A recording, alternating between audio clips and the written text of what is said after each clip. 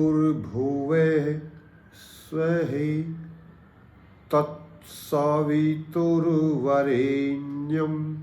भर्गो देवस्य धीमहि धियो यो नः प्रचोदयात्।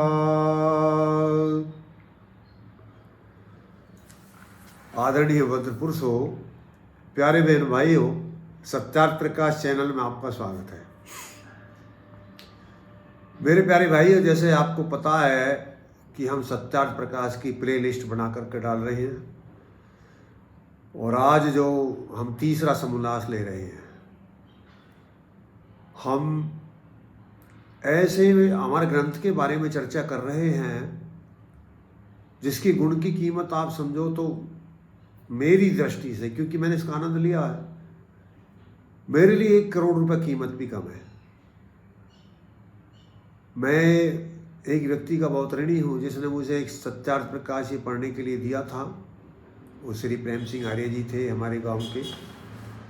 आज तो दुनिया में नहीं रहे हैं, देहावसान हो गया उनका। तो उन व्यक्ति ने मुझको पढ़ने के लिए दिया और आज जब से मैं लगभग लाखों सत्यार्थ प्रकाश वितरित कर चुका हूँ, लेकिन उस एक सत्यार्थ प्रकाश का ऋण मुझ पर नहीं उतरता। तो इसमें गुण कितने हैं इसकी मैं जानता हूँ, क्योंकि मैंने इसका लाभ लिया है।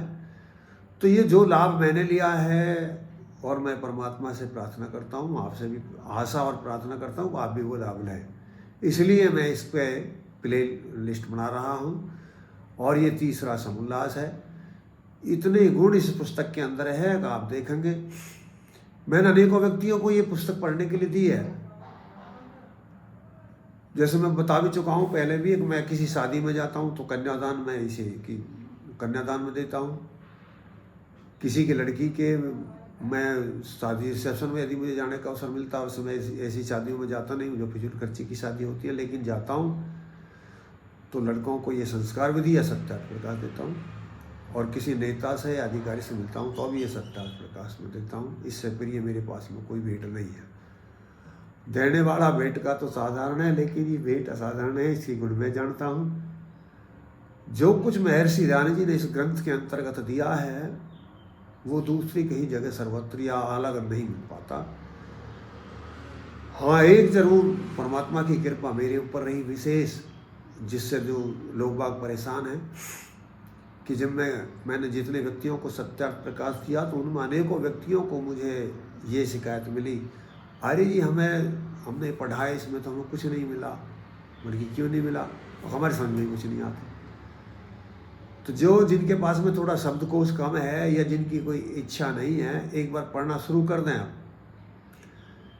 इसके अंतर्गत क्या है, यदि आप एक बार पढ़ना शुरू कर देंगे तो फिर काव्यरस है। काव्यरस जैसे मतलब समझते हो, जैसे उपन्यास पढ़ते हैं तो फिर उसमें आनंद आता है, तो ऐसे ही इसमें आनंद आना शुरू हो जाएगा। एक बार आप बस पढ़ना शुरू कर दीजिए।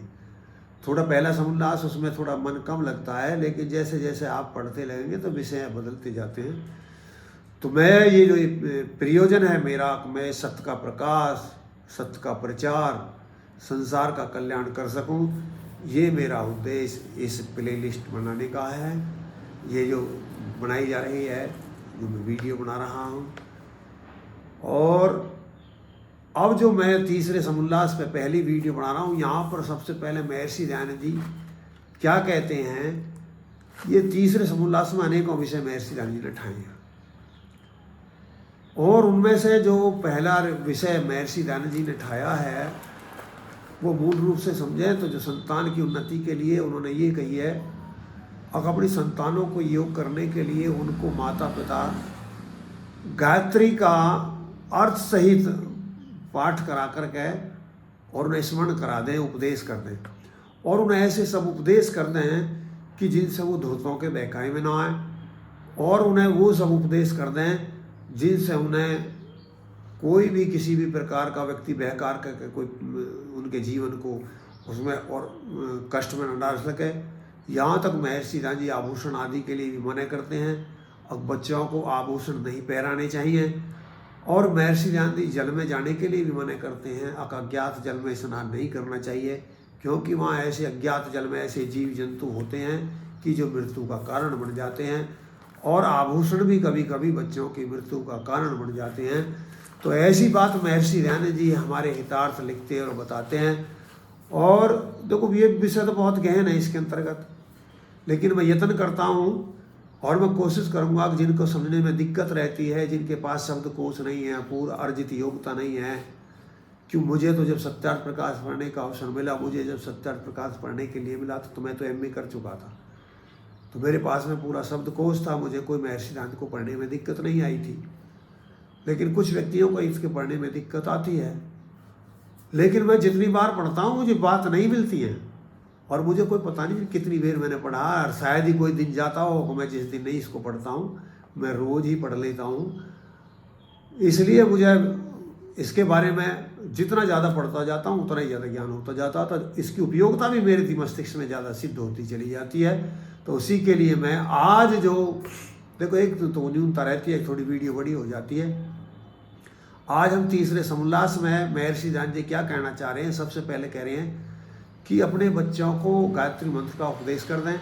अब प्रश्न ये उठता है कि बच्चों को तो गायत्री मंत्र का उपदेश कर दें, क्या गायत्री मंत्र वो जानते हैं जो उपदेश करते हैं अपने बच्चों को? तो सबसे पहले प्रश्न होगा कि यदि आप गायत्री मंत्र नहीं जानते हैं तो गायत्री मंत्र का आप उपदेश करें, पाठ करें, उच्चारण करें। ये वो गुरु मंत्र महामंत्र है जो सब समस्याओं का समाधान इसके अंतर्गत है। संसार के अंदर जैसे दो प्रकार की विद्या हैं, एक पराविद्या है और एक अपराविद्या है। अपराविद्या और अपराविद्या, ये जो गायत्री मंत्र है ये दोनों विद्याओं का मेल है। जो आध्यात्मिक शक्ति चाहते हैं उनके लिए भी बहुत अच्छी चीज़ है, जो भौतिक चाहते हैं उनके लिए भी बहुत अच्छी चीज़ है। लेकिन भौतिक और आध्यात्मिक जब तक इन दोनों का बोध नहीं होता है, जब तक आदमी उन्नति नहीं करता, और उससे सब कुछ छीन लिया जाता है। हम ये संसार को ही समझते हैं, इससे भी अलग कोई चीज़ है।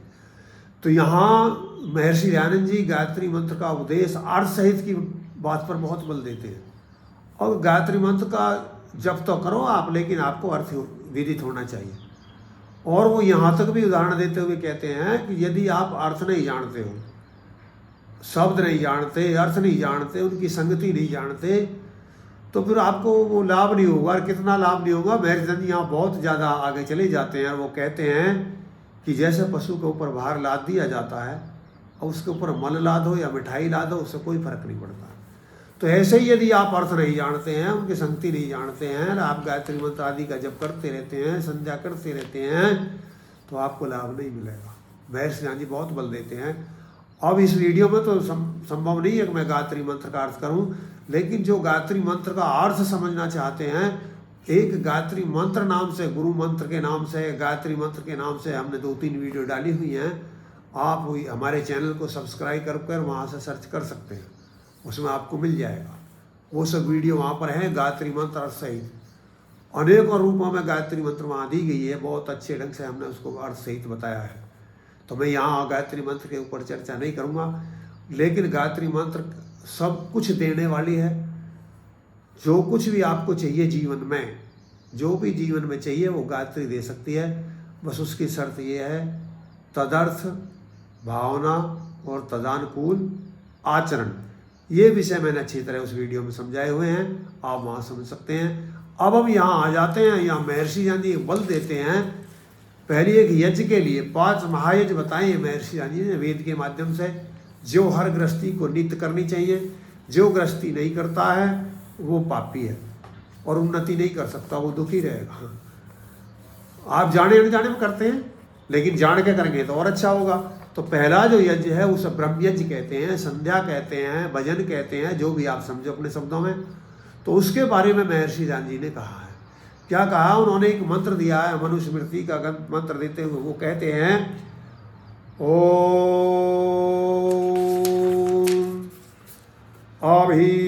अभिर्गत्राणि शुद्धन्ति मन है सत्तेन शुद्ध्यति विद्या तपोभ्याम भूतात्मा बुद्धिर्ज्ञानेन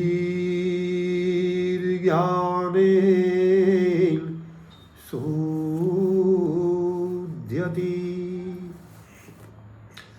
महर्षि राम जी यहाँ कह रहे हैं कि जैसे ही अभिद्र गत्राणी जो ये शरीर है ये जल आदि से स्वच्छ होता है, और जो मन है ये जल से शुद्ध नहीं होता है, मन ये सत्य से शुद्ध होता है। यानी आप यहाँ समझेंगे, मैं फिर यहाँ एक विवश हो रहा हूँ एक बात बताने के लिए, क्योंकि ये बात समझ में नहीं आ गई जिसे मैं बताने जा रहा हूँ, कि हम परतंत्र हैं जीव, आप भी और मैं भी और संसार के सब। हमको इस बात का पता नहीं है, केवल हम इतनी बात जानते हैं कि भाई हमें कोई संसार का व्यक्ति तो नहीं देख रहा है, और यदि संसार का कोई व्यक्ति नहीं देख रहा तो हमने कोई गलती नहीं किया, ना पकड़े जाएंगे ना कोई दंड देगा। ये भूल है। ये संसार के अंदर दो शक्तियाँ हैं, एक शक्ति तो ये दूसरा जीव है। जो ये जीव ऐसा है हम गलत करें ये फिर भी अच्छे समझ सकता बिना जाने, या मोहवश, जैसे किसी का पिता पता है पिता को तेरा पुत्र गलत है अपराधी है, लेकिन वो पुत्र के मोह में उसकी फिर भी बुराई नहीं सुनता और उसकी बुराई करने लगता और दूसरे अच्छे की भी बुराई कर देता है। तो एक तो ये जीव हैं, हम हर इसी दुनिया में जीते हैं, लेकिन महर्षि आनंद कहते हैं कि यही दुनिया नहीं है, एक और दुनिया है जो तेरे आधार है, जिसके आधार पर अरे तू यहाँ कल्पना कर रहा है, तू एक दिन में रईस होने की बात करता है, दूसरे के अधिकारों का हनन करता है। अरे मेरे पुत्र, संसार के लोगों, ये संपत्ति तो बहुत जल्दी छिन सकती है। आप कब देखो, आप जब दुनिया में आए थे 100 वर्ष, उम्र कितनी माने ज़्यादा से ज़्यादा 100 वर्ष है, जैसा आज वातावरण 400 वर्ष भी हो सकती है वैसे, और उम्र बढ़ानी घटानी जीव के हाथ में होती है, जैसा माहौल है। और मेरे हाथ में भी और दूसरे जीव के हाथ में भी दो कारण होते हैं, एक और तीसरा प्राकृतिक कारण भी होता है। तो ये जो महर्षि राम जी कह रहे हैं कि जो ये तुझे परमात्मा ने शरीर दिया है बेटे, ज़्यादा से ज़्यादा 100 साल के लिए दिया, और तू इसे इतना ही मत समझ कि भाई यहीं तेरा पूरा होगा, तेने यहीं खा लिया पी लिया, यहीं जो तेरा घर है यही है, जो तेरे पुत्र हैं यही हैं। जो ये तेरे पुत्र हैं हो सकते हैं पहले जन्म के तेरे शत्रु हो और अगले जन्म में शत्रु हो जाएं।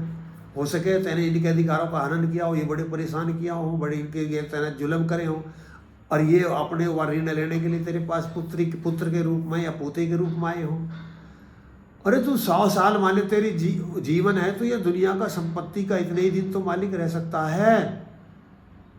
मान लिया आपकी उम्र जितनी हो गई है, मान लिया मेरी 63 वर्ष उम्र हो गई है और मैं 100 वर्ष जीऊँ, तो 37 वर्ष तो रह गए मेरे पास में ज़्यादा से ज़्यादा। 37 वर्ष के बाद में तो मुझसे सब छिन जाएगा। मैं ना चाहूँ, मैं और मेरे पुत्र ना चाहें, मेरी पत्नी ना चाहे, मेरी पुत्री ना चाहे, सगे संबंधी ना चाहे, मित्र ना चाहे, क्या मुझे रोक पाएंगे? कोई नहीं रोक सकता। इतने भी नहीं रोकेंगे कि मृत्यु हो जाए तो 1 घंटा बाद में कह ले चलो भाई 18 के लिए, चल कहा होएगा तो कर दो जल्दी काम। तो लेकिन इस समय ये नहीं कह रहा हूँ ये भौतिकवाद हमें इस दुनिया में नहीं रहना चाहिए, लेकिन केवल इसी में नहीं रहना चाहिए, दोनों चाहिए। मैंने पहले बता दी, पराविद्या और एक अपराविद्या, दोनों विद्यान को जब तक जीव नहीं समझेगा, तो महर्षि राम जी यहाँ बल दे रहे हैं। और ये दुनिया के लोगों, जिसके लिए तुम यत्न कर रहे हो करो, इतने धन एकत्रित करो, इतने ऐश्वर्य एकत्रित करो, अब तुम्हारे घर में जो मकान हो वो हर ऋतु में सुखकारी हो, कोई भी ऋतु आए उनमें सुखी हो, सब तुम्हारे चीज़ों के भंडार भरे हुए हों, तुम्हारे घर में जो औरतें हों आभूषणों से लदी हुई हों, और तुम्हारे जो मकान हो रतन जड़ित हो, और बहुत अच्छे वायुयान हो, जलयान, नवयान और स्थलयान, तीनों प्रकार के यान आपके पास में हो, जो पृथ्वी में भी चलते हो, जल में भी चलते हो और आकाश में भी चलते हो। ये सब आपके पास में हो, इसके लिए महर्षि चंद्रमा ने नहीं किया इसके लिए। लेकिन पहले एक बात बताई है कि धर्म बताया है, धर्म के बाद आप अर्थ कमाओ तो अर्थ है, और यदि पहले अर्थ कर लिया और बाद में पहले धन कर लिया फिर धर्म कर लिया तो फिर अनर्थ है। यानी आप धन खूब कमाओ लेकिन किसी के अधिकारों का हनन मत करो, अनाधिकार चेष्टा मत करो, ये महर्षि दयानंद का मतलब है। और यहाँ इसी बात पर उन्होंने एक बल दे करके संध्या की है कि आप अभिदगत्राणि शुद्धंति मन सत्येन शुद्धति विद्या तपोभाम भूतात्मा। जो हमारी आत्मा है ये बुद्धि ज्ञान से शुद्ध होती है, आत्मा तप से शुद्ध होती है। तप से कैसे शुद्ध होती है? तब ये मतलब नहीं है, आपने देखा होगा अब जेठ का महीना आएगा और कितने धूर्त ढोंगी चारों तरफ उपड़ा लगा लेंगे और बीच में बैठ जाएंगे और बैठे हुए कह रहे हैं जी हम तप कर रहे हैं, वो तप नहीं है। तब क्या है कि धर्म में रहने में जो दिक्कत आ रही है, धर्म में रहने में जो दिक्कत आ रही है, जैसे ही आप सुबह उठ रहे हो, संध्या करने को मन नहीं कर रहा, आलस आ रहा, लेकिन आप फिर भी संध्या करते हो, तो ये तप है। आप यज्ञ नहीं करना चाहते हो लेकिन यज्ञ कर रहे हो कष्ट सहते हुए, ये तप है। आपको पता है कि मेरे झूठ बोलने से नुकसान हो जाएगा, लेकिन फिर भी आप झूठ नहीं बोल रहे हो, सत्य बोल रहे हो। और झूठ बोलने से सदा नुकसान ही होता है, लाभ नहीं होता, लेकिन हम समझते हैं, ये विषय अलग है। तो हमें ये जो बातें हैं, हम जिन्हें समझते रहते हैं, उन्हें समझाने के लिए महर्षि राम जी ने ज्ञानवारी बताया, एक दूसरे लोक की व्याख्या हमें बताई। वो है अरे एक परम शक्ति है, ईश्वर नाम की चीज है जो तेरे लिए सब व्यवस्था करती है, वो तेरे हर कर्म पर नजर लगाए हुए है, और जैसा तू सोचता है सच बराबर तप नहीं और झूठ बराबर पाप। यदि आप झूठ का वातावरण पैदा करते हैं चारों तरफ, आप झूठा व्यापार करते हैं, आप झूठ बोलते हैं, आप झूठे पुत्र हैं, झूठे पिता हैं, झूठे पति हैं, झूठे व्यवसायी हैं, झूठे नागरिक हैं, तो आप जैसा अधर्मी नहीं है। ये आपको विचित्र बात लग सकती है जी, अरे जी कहाँ की तुम इन बातों कर रहे हो, ये कहाँ की नहीं बात कर रहे हैं। वे जब तक, यही तो महर्षि राम जी बता रहे हैं, जब तक तुम जीवित हो इस सूक्ष्म शरीर में, जब तक ये उपदेश है, मानो या मत मानो, लेकिन जिस दिन ये शरीर आपको छोड़ना पड़ेगा, अब वो लगा लीजिए कितने दिन में छोड़ दे, जैसे मैंने बताया ज़्यादा से ज़्यादा 100 साल, और जितनी आपकी उम्र है उतनी उसमें से घटा लीजिए, फिर आपको जाना पड़ेगा। जब ये जो जितने भी आप झूठ बोले गए हैं, जितने दूसरे अधिकारों का हनन किया, ये जो सत्य जब आपके सामने आएगा, जिस दिन शरीर छोड़ोगे, सब कीमत आपको चुकानी पड़ेंगी। तो उस दिन क्या हो जाएगा, ये आदेश हो जाएगा। तो महर्षि राम जी यहाँ बल दे रहे हैं कि आप आत्मा को पवित्र कीजिए। आप ये तो हो सकता है कि रोज की दिन निकलें, जब आप संध्या करने बैठें, कि आप यदि जल ना हो तो ये छूट हो सकती कि ना हो, जल ना हो, कोई साधन ना हो तो छूट है, अगर आप ना स्नान करें और भगवान का भजन कर दें, दिन की से शुरू कर दें।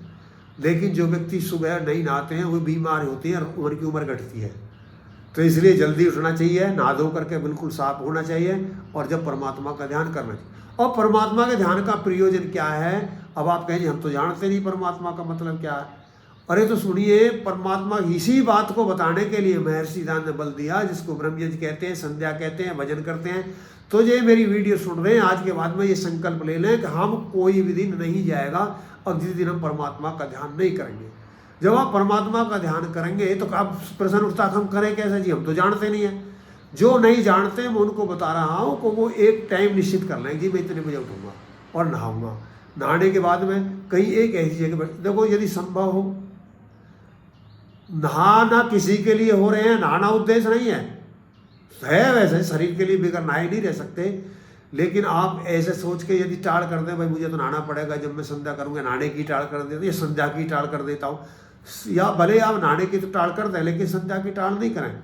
नहाना संध्या के लिए कर रहे हैं, हम शरीर के लिए कर रहे हैं, अपनी उम्र बढ़ाने के लिए कर रहे हैं, और उम्र जैसे नहाने से बढ़ेगी ऐसी ही संध्या करने से कई गुना बढ़ेगी।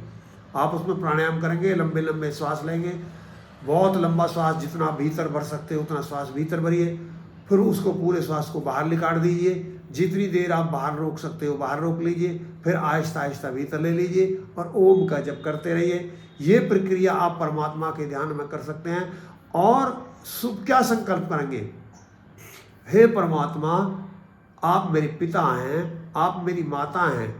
देखो 3 प्रकार की संध्या होती है, भजन होता है, उसमें 3 रूप में हम मान सकते हैं। एक तो मंत्रों के माध्यम से होती है, तो जो मंत्र जानते हैं वो तो जानते हैं, और जो मंत्र नहीं जानते हैं उनके लिए ये बात बता रहा हूँ हम किस तरह संध्या परमात्मा का भजन करते हैं। वो परमात्मा का भजन इस प्रकार करें, जो नहीं जानते हैं, कि आप सुबह एक निश्चित समय कर लें, अपना अलार्म लगा लें, अब मुझे इतने बजे उठ जाना है। इसमें कोई आलस ना करें। इसमें महर्षि राम जी कहते हैं अब इसमें तीव्रता करें। हमें आलस दबा लेता कभी, या हम लंबी चर्चा करेंगे, लेकिन हमें आलस दबा लेता है। तो ये ध्यान रखें, जैसी आपकी आँख खुल जाए एकदम आपका पैर नीचे आ जाना चाहिए। वहाँ में भी थोड़ा ध्यान रहे उम्र के ऊपर। एकदम यदि आप नीचे आते हो तो आपके यदि VP जैसी प्रॉब्लम है तो उससे एक दुर्घटना होने की संभावना रहती है। तो उसमें आप क्या करें, पहले उठने के बाद में आप ऐसे हाथों को मालिश करें, और जितनी देर मालिश करेंगे शरीर के अंदर रक्त का संचार हो रहा, फिर आप इनको आँखों पर लगाइए और थोड़ी देर बैठने के बाद में, लेकिन लेटे मत रहिए, खड़े हो जाइए बैठ करके, लेकिन उठिए मत। जो तरुण अवस्था है उन्हें तो कोई दिक्कत नहीं है, लेकिन जिनकी तरुण अवस्था नहीं है मैं उनके लिए कहना चाहूँगा कि वो ऐसे हाथों की मालिश करें उठ के, और 2 बार करें 3 बार करें, आँखों करके लगाएं और फिर खड़े हों। जब शरीर का संतुलन सही हो जाए, ज़्यादातर दुर्घटना हो जाती है कि वो सुबह एकदम उठ जाते हैं, चक्कर आता है और गिर पड़ते हैं। तो मैं उनके लिए कह रहा हूँ। तो लेकिन वो खाट में ना लेटे, जैसे ही आँख खुली तत्काल एकदम वहाँ विचार नहीं। यदि आपने युद्ध शुरू करवा दिया, उसे में जो एक काला है आपके भीतर बैठा है, एक अश्वेत, एक श्वेत और एक अश्वेत, यानी एक राक्षस भी बैठा हुआ और एक धर्मात्मा भी आपके भीतर बैठा हुआ है। जैसे ही आपने निश्चित कर लिया मैं 4 बजे उठूंगा, तो आपका धर्मात्मा कहेगा भाई खड़ा हो जाओ, टाइम 4 बज गए, और परमात्मा का ध्यान कर लेना। लेकिन एक दूसरा काला व्यक्ति भी बैठा है जिसकी बात रोज मानते हो, उसकी कम मानते हो सच्चे आदमी की, वो काले वाले की रोज मानते हो, वो कहेगा कोई बात नहीं है, कल को कर लेना, कल को थोड़ी देर में कर लेना बस। यदि आपने उनकी दोनों की लड़ाई शुरू करवा दी तो जो काला आदमी है उसे मारेगा, क्योंकि रोज तो उसे खिलाते हो, झूठ तो तुम रोज बोलते हो, तो उसकी उनकी लड़ाई नहीं करवानी है। जैसा उसने श्वेत वाले ने कही, अब भाई अब खड़ा हो जा, टाइम होगा, एकदम खड़े हो जाओ, वो आके धोरे ही मत ले जाओ, नहीं तो जो दूसरा काला है अश्वेत जो है वो आपको खड़ा नहीं होने देगा। तो आप ये संकल्प कर लीजिए कि मुझे इतने बजे, भले आप उसके माध्यम से उठ सकते हैं, अलार्म के माध्यम से, या वैसे ही उठें। आप उठ करके क्या करेंगे, और अपना जो भी है शौच है, बुर्श है, एक गिलास आप गर्म पानी ले सकते हैं। यदि व्यवस्था हो सके तो तुलसी के यदि 2-4 बूंद उसमें डाल लें तो बहुत अच्छी बात है। और वो जैसी तुम्हारी व्यवस्था है, इतना भी थोड़ी हल्दी डाल सकते हैं, हल्दी बहुत अच्छी चीज़ है। दूध के अंदर हल्दी डालना बहुत अच्छी चीज़ है। आप हल्दी डाल करके वो उसमें पानी के अंदर पानी के अंदर जब सुबह आप 1 गिलास पानी पी रहे हैं, पानी भी ज़्यादा नहीं पीना चाहिए, आप 1 गिलास पानी ले सकते हैं, उसमें हल्दी डाल करके पी सकते हैं। बस 1 गिलास पीने के अब जब आप शरीर की स्वच्छता आपने कर ली, दांत साफ कर लिए हैं, स्नान कर लिया, अब स्नान करके आप किसी एक निश्चित स्थान पर जाकर के बैठ जाइए। और वहाँ अब समस्या को मैं जानता नहीं, ये तो सब मैं बता रहा हूँ, इतना तो बैठ सकते हो। अब जब बैठ गए हो तो आप आँख बंद कर लीजिए और ऐसे सोचिए कोई एक ऐसी शक्ति है जिसने मैं बनाया हूँ, ये ईश्वर के नाम से जानते हैं। वहाँ में गुण क्या है, देखो उसमें 2 प्रकार के, एक तो निर्गुण है, एक सगुण है। अब यहाँ ये इतनी लंबी तुम्हें बात याद नहीं रहेंगी, लेकिन जब बार बार आप वीडियो देखोगे तो याद आ जाएगी, आप सीख जाओगे। जहाँ आपको विस्मरण हो जाए आप वीडियो देख लीजिए, फिर के चलाना तुम्हारे हाथ में है, वीडियो चलाइए और देखिए।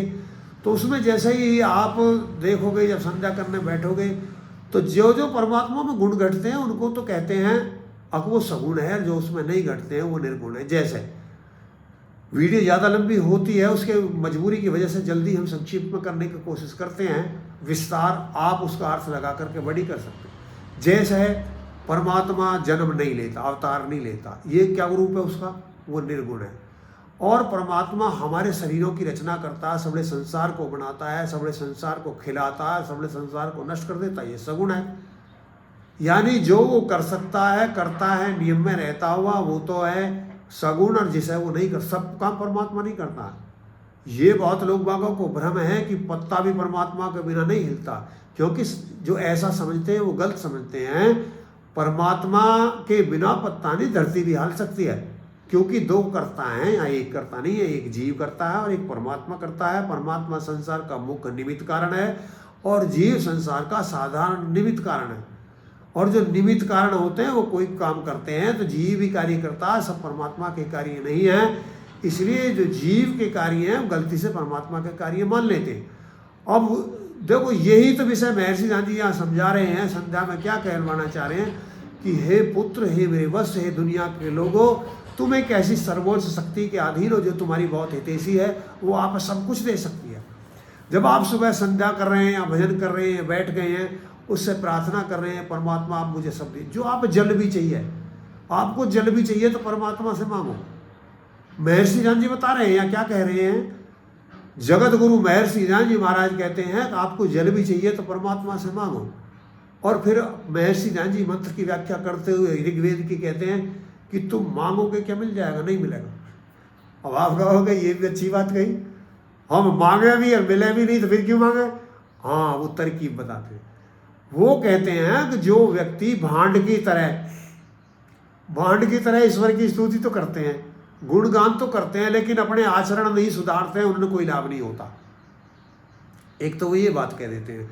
एक वो दूसरी बात महर्षि ध्यान जी ये कहते हैं कि जो आप मांग रहे हो केवल मिलेगा नहीं, और कैसे मिलेगा, उसके लिए आपको विचार रूपी मंत्र से सिद्ध करना पड़ेगा। अब आप कहोगे कि ये और नहीं क्या विचार आ गई, मैंने पहली वीडियो में बताया था। अब विचार ही हमें उच्चता तक ले जाता है। जिसके पास विचार है वो सब कुछ कर लेता, और विचार का माध्यम क्या है, परमात्मा है, वहाँ सबसे ज़्यादा विचार है। तो जब हम विचार जैसे व्यक्ति के पास में जाएंगे, विचारवान व्यक्ति के पास में जाएंगे, तो वैसे ही हमारे अंदर गुण आएंगे। तो जब आप परमात्मा का ध्यान करके विचार करने शुरू करोगे तो परमात्मा अपने आपके मस्तिष्क में जो उसने सिस्टम उसी ने तो बना के दिया है, वो एक विचार देगा और उसका बढ़ा देगा। जो आपको असाध्य लग रहा है यार ये तो मैं कार्य नहीं कर सकता, लेकिन जब आप उस विषय पर सोचना शुरू करोगे तो परमात्मा आपके अंदर वो विचार पैदा कर देगा, वो विचारों का समूह पैदा कर देगा। अब वो रास्ता आपको मिल जाएगा। जैसा आप जितने भी मकान दुनिया में देख रहे हैं, ये सब पहले विचारों में बनाए जाते हैं, नींव बाद में भरी जाती है। सब आकाश में बढ़ते हैं। ये जितने भी बिल्डिंग बनी, जितने भी यान बने, जितने भी कारखाने चल रहे हैं, जितने भी यंत्र चल रहे हैं, जितने भी रोड बने हैं, जितने घर बने हैं, ये सब कहाँ बने थे, पहले एक दिन विचारों में बढ़ते हैं और नींव बाद में ही भरी जाती है। तो ऐसे ही जो विचार शक्ति कहाँ से पैदा होगी, जब आप संध्या करेंगे, आप मांगेंगे। महर्षि ने क्या कहा, वहाँ कोई टोना टोकटा की बात नहीं है आर्य समाज के अंतर्गत। यही तो आर्य समाज की खासता है, वहाँ हर चीज़ का वैज्ञानिक आधार है, और उस आधार के आधार पर ही वो मिलती है। जब यदि आप सुनोगे तो तत्शब्द में मैंने व्याख्या की है, गायत्री का तत्शब्द इसी बात को सिद्ध करता है कि कारण के बिना कार्य नहीं हो सकता। तुम शेख सिल्ली की तरह प्रार्थना करते रहो, हे भगवान हमें ये कर दे, हे भगवान हमें ये कर दे, यार करो कुछ नहीं। तो जो शेख सिल्ली होते हैं, प्रयत्न नहीं करते हैं, उनकी परमात्मा प्रार्थना नहीं सुनता। लेकिन वे परमात्मा कहता है, महर्षि ध्यान जी कहते हैं कि आप हर वक्त मेरी भी उसमें मत बैठे रहो। देखो उल्टी बात पे सुन लो। महर्षि ध्यान जी वेद का प्रमाण देते हुए कहते हैं, परमात्मा कहता है हर वक्त मेरे जप में ही मत बैठे रहो, सदा उद्यम में वर्तमान रहो, सदा पुरुषार्थ करते रहो, उद्यम करते रहो, और एक भी क्षण व्यर्थ मत जाने दो। फिर तुम्हें कोई किसी प्रकार का ना दुख आएगा, ना कोई कष्ट होगा, ना परेशानी होगी, ना रोग होंगे। आप हम महर्षि दयानंद या परमात्मा की बात नहीं मानते जब हम दुखी होते हैं। तो महर्षि दयानंद जी ने यहाँ बताया है कि जो भी आपको चाहिए परमात्मा से वहाँ जाकर के मांगिए, और लेकिन जिससे मांग रहे हैं उसे समझ लीजिए कि जो आप करोगे, यदि आपने किसी के दूसरे के अधिकारों का हनन कर दिया तो वो दंड जरूर देगा, वो दंड जरूर देगा, छोड़ेगा नहीं, ध्यान रख लीजिए। तो इसीलिए आप क्या करोगे कि कोई ऐसा कर्म नहीं करोगे जिससे दूसरे जीव परेशान होते हो। ये आप संकल्प ले रहे हैं सुबह के समय, और अपनी उम्र बढ़ानी है, यदि वैचारिक शक्ति बढ़ानी है, तो सबसे ज़्यादा महर्षि दयानंद जी या वेद या परमात्मा बल देता है, ब्रह्मचर्य शक्ति पे बल देता है।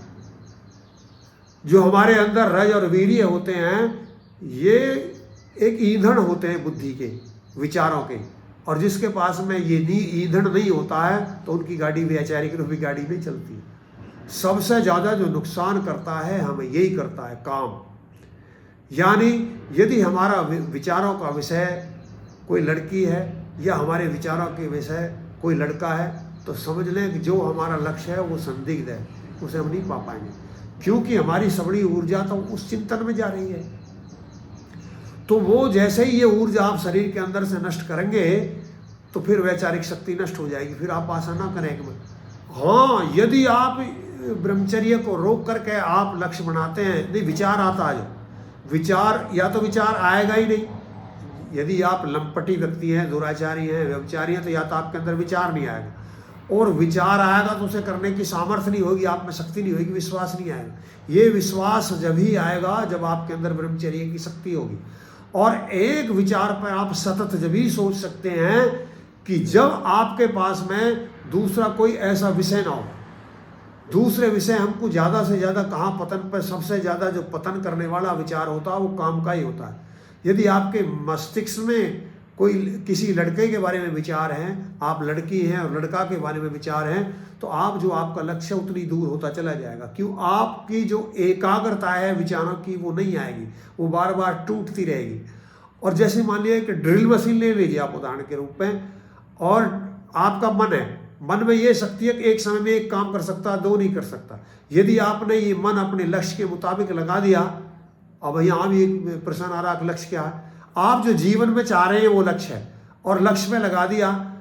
और यदि जैसे आपने ड्रिल मशीन लेकर के शुरू कर दी, यहाँ ड्रिल लगाई मशीन और यहाँ चलानी शुरू कर दी, और यदि आपके पास में कोई विचार नहीं है काम संबंधी, आपके मस्तिष्क में किसी लड़की के संबंधी विचार नहीं है, कोई लड़का के संबंधी विचार नहीं है, तो आप एक बारी ड्रिल चलती रहेगी। और यदि आपने यहाँ से थोड़ी देर में फिर यहाँ ड्रिल करने लगे, फिर यहाँ ड्रिल करने लगे, फिर यहाँ ड्रिल करने लगे, विचार बदलते रहेंगे।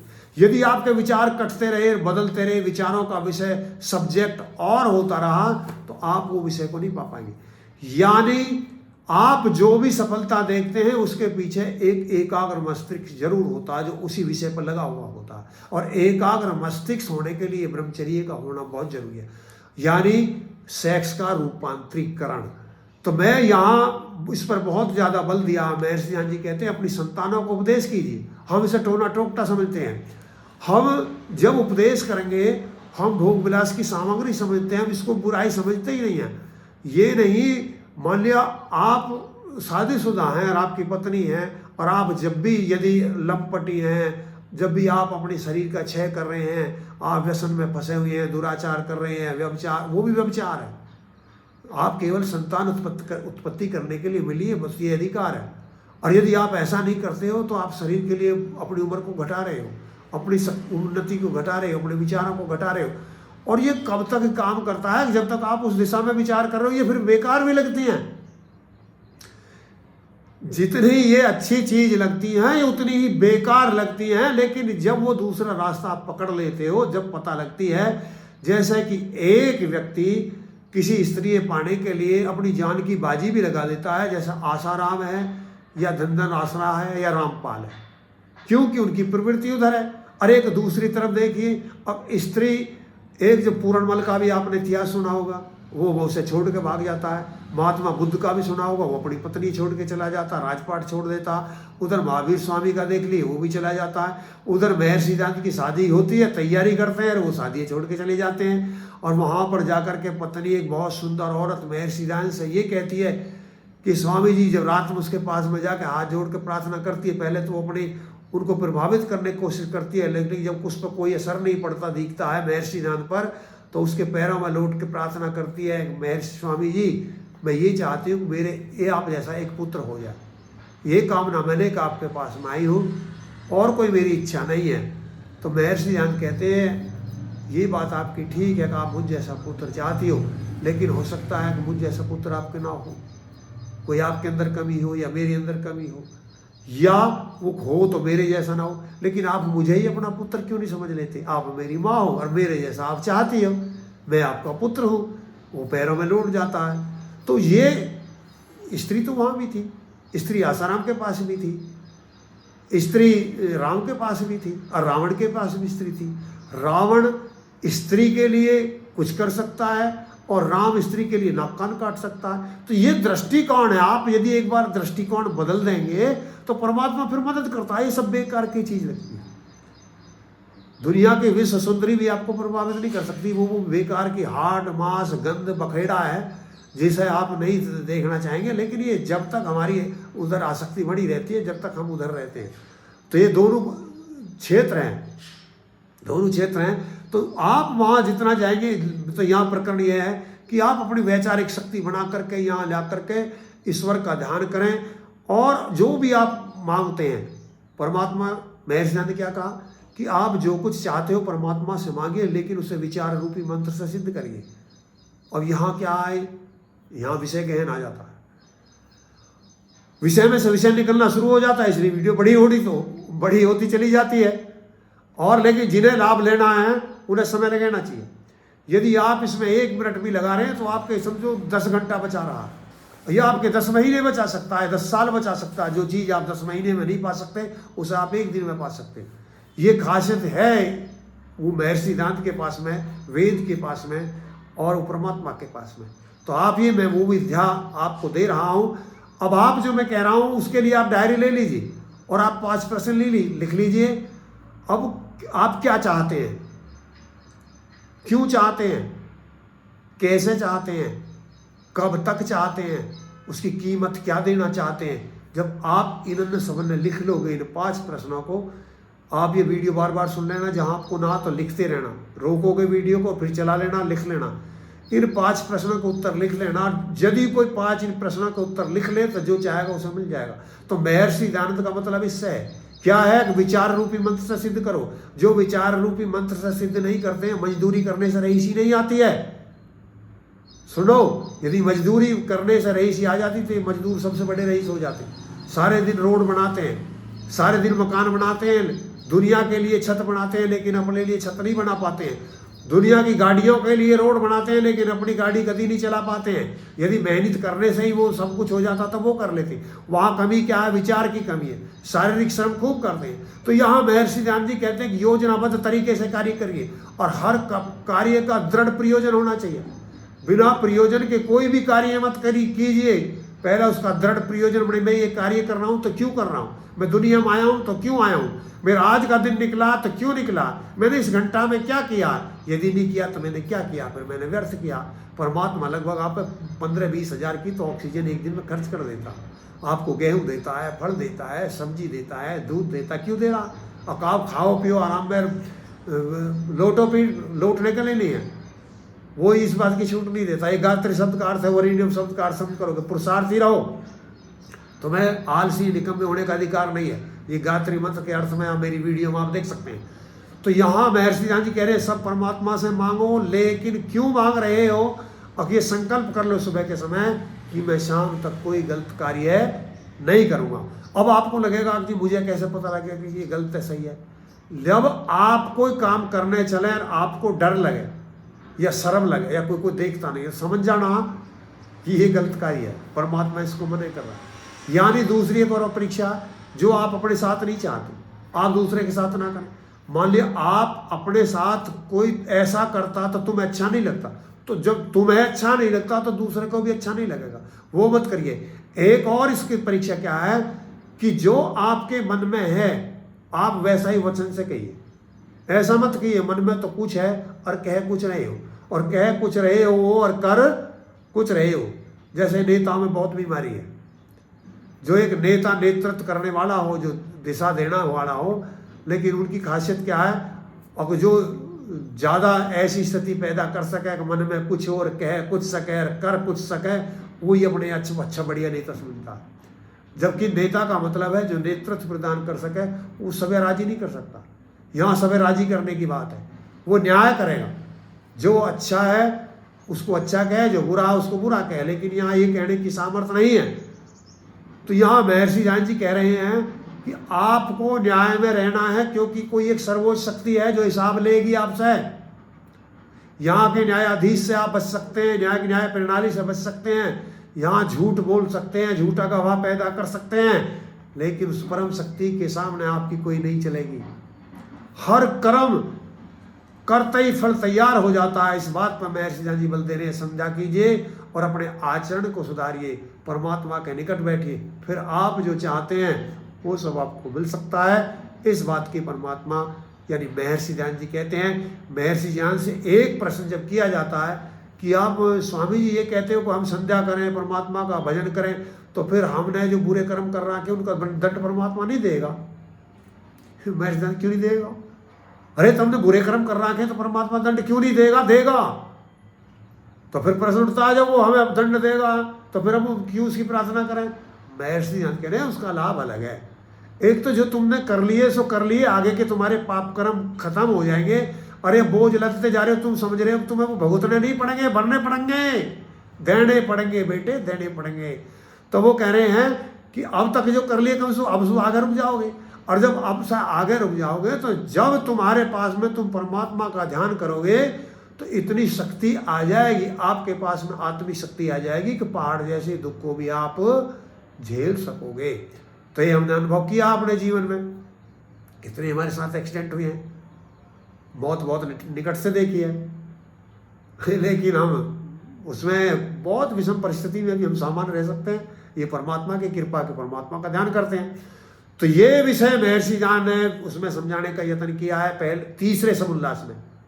ये तीसरे समुल्लास में महर्षि ज्ञान समझाने का विषय यत्न किया। विषय तो बहुत बड़ा है, मैं फिर दूसरा अब जो दूसरी वीडियो डालेंगे उस यज्ञ के ऊपर डालेंगे, यज्ञ पर बताइए, ये मैंने परमात्मा के ध्यान के ऊपर बताई है। मैं फिर से आपसे प्रार्थना करता हूँ कि आप अपनी उन्नति के लिए रोज नित्य अपने बच्चों को, अपनी पत्नी को, अपने स्वयं परमात्मा का ध्यान कीजिए, गायत्री मंत्र का जप कीजिए। अर्थ नहीं जानते तो मेरी गायत्री मंत्र के अर्थ पर डाली हुई वीडियो उसको देख लीजिए, लेकिन ये प्रमाद मत कीजिए। यदि आप परमात्मा का ध्यान नहीं करते तो एक तो कृतज्ञता का दोष लगता, इतने उपकार उस परमात्मा के आपके ऊपर है वो दोष लगता है। एक आपके अंदर वैचारिक शक्ति नहीं आती। ध्यान रहे परमात्मा को चापलूसी प्रिय नहीं है। अब वो आपकी प्रार्थना सुन के वो उसकी चापलूसी हो जाएगी, वो राजी होता है। अरे जब आप उसका ध्यान करते हो, जैसे कि हम सानिध्य में जाते हैं वैसे हमारी वृत्ति बन जाती है। हम उसमें 3 रूप होते हैं, एक स्तुति करते हैं, उसके गुण देखते हैं, दूसरे में एक प्रार्थना करते हैं और तीसरे में उपासना करते हैं, उसका लाभ लेते हैं। तो ये और ज़्यादा चर्चा कहीं आगे विषय पर करेंगे, इतना हमने बताया। ये वीडियो तीसरे समुल्लास की हमने एक वीडियो डाली है, ये तीसरा समुल्लास भी हमको 3-4 वीडियो में डालना पड़ेगा। हमने एक विषय को हम इस पर डाल पाए हैं। आशा है जो मैंने पुरुषार्थ किया है, जो यत्न किया, आपके लिए हितकारी होगा, आपके सगे संबंधियों के लिए हितकारी होगा। और जैसे महर्षि राजी ने बताया है, या जो एक नियम है कि केवल वेद ही सब सत्य विद्याओं का पुस्तक है। अपने कल्याण के लिए और अपनी उन्नति के लिए, विश्व की शांति के लिए वेद का पढ़ना पढ़ाना सब संसार के लोगों का परम धर्म है। जभी तो धर्म एक ऐसी चीज है जो मरा हुआ मारता है, जो धर्म को मार देता है, मरा हुआ धर्म उसे मार देता है। और लेकिन हम ये गलती से हिंदू, मुसलमान, सिख धर्म, इनको धर्म समझते हैं। अरे दुनिया के लोगों, ये धर्म नहीं है, धर्म कोई और चीज है।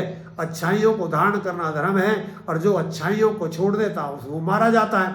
तो यहाँ हमारा प्रयोजन यही है कि आप धर्म में रहें, उन्नति करें, और जो प्रयोजन है वेद का पढ़ना पढ़ाना, सुनना सुनाना। आपने ये वीडियो सुनी, अच्छी लगी तो इस सत्य विद्या का प्रचार हो सके, ज़्यादा से ज़्यादा व्यक्तियों के पास में इस वीडियो को शेयर कर दीजिए, जिससे वो भी लाभ ले सकें और ये सत्य विद्या विश्व के अंदर स्थापित हो सके, सब संसार सुखी हो सके, अशांति संसार से खत्म हो सके, अभाव खत्म हो सकें, और जो रोगी हैं, बीमारी हैं, ये सब खत्म हो, आपस में वैपनस खत्म हो, और हम प्यार से रहें। वसुधैव कुटुंबकम, पूरा संसार हमारा परिवार है। हम एक दूसरे के शत्रु नहीं हैं। हिंदू के नाम पर, मुसलमान के नाम पर, सिख के नाम पर, ईसाई के नाम पर जो हमको बांट रहे हैं, जाति के नाम पर जो हमको बांट रहे हैं, हमारे मित्र नहीं हैं, वो शत्रु हैं। वो अपने स्वार्थ के लिए ऐसा कर रहे हैं, हमारे हित के लिए ऐसा नहीं कर रहे हैं। हमारा हित जब ही हो सकता है जब संसार में एक धर्म हो, एक विचारधारा हो, हम सब आपस में भाई भाई हो, किसी दूसरे से शत्रुता ना करते हो, मित्रता करते हो। जितने भी दुष्ट व्यक्ति हैं वो अपराधी हैं, उनको दंड दिया जाना चाहिए। जितने भी मित्र अच्छे व्यक्ति हैं उनको दंड नहीं दिया जाना चाहिए, उनकी रक्षा की जानी चाहिए। यानी वेद के अंदर एक ही परिभाषा है, एक बुरा व्यक्ति है, एक अच्छा व्यक्ति है। बुरे व्यक्ति दंडनीय है और अच्छा व्यक्ति दंडनीय नहीं है। तो ये बात, इन्हीं बातों के साथ मैं अपनी वाणी को विराम देना चाहूँगा, और मैं आशा करूँगा कि आप इस वीडियो का लाभ लेंगे, और आप कल से ही या आज से ही वीडियो सुनने के बाद में परमात्मा का ध्यान शुरू कर देंगे। ये मेरा दावा है कि यदि आप 8 दिन करके देख लीजिए, अरे आप 8 दिन करके देख लीजिए और अपने अंदर उन्नति देख लीजिए, फिर 8 दिन के अंदर आपके अंतर्गत उन्नति आ जाएगी। ये मेरा दावा की, मेरा अनुभव की बात कर रहा हूँ, ये मैं ज्ञान की बात नहीं कर रहा हूँ, ना किसी के बताई हुई मैं बात कर रहा हूँ, मेरा अनुभव है। आप उसका लाभ लीजिए, मैंने भी लाभ लिया। इन्हीं बातों के साथ अपनी वाणी को नाम देता हूँ। ओम शम। जो बोले सो अब है, वैदिक धर्म की जय। यानी वो निर्भय है जो वेद की जय बोलता है, यानी ज्ञान की जय बोलता है। वेद का मतलब ज्ञान है। ये मतलब नहीं है वो हिंदू का है, मुसलमान का है, सिख का है, हर समाजियों का। वेद का मतलब ज्ञान, चाहे वो कुरान में है तो भी वेद है, वो बाइबिल में है तो भी वेद है। ज्ञान जहाँ भी है, और ज्ञान और ज्ञान ये अलग चीज़ है। वेद में ज्ञान ही ज्ञान है, अज्ञान नहीं है। विद्या ही विद्या, विद्या नहीं है। दूसरी जगह विद्या और अविद्या दोनों हैं। इसलिए यदि आप विद्या ही विद्या चाहते हैं तो एक ही आधार है, वेद। और उसका वकील कौन है? आर्य समाज। तो आर्य समाज की शरण आइए। ओम शांति।